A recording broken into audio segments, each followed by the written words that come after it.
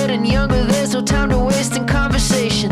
Kings and queens of a suntan generation, generally working hard and needing up a paid vacation. Around the sun 100 times and ain't one explanation. Sun-soaked sinners trying not to get caught.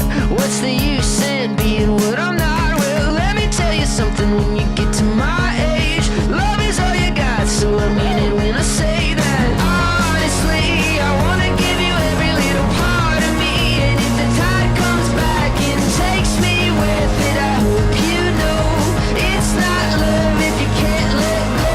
And I know why I'm never gonna give you only part of my ever-loving life, and if the stars don't fade over paradise island, it's never gonna die if I do what I try. Hi, I'm Ella. And I'm Isabella. And we're the co-captains of Team 272. This is the week 6 captain vlog. For lunch this week, we had walking tacos. And this week, we have finished assembling our robot, Havelock, and finished wiring as well.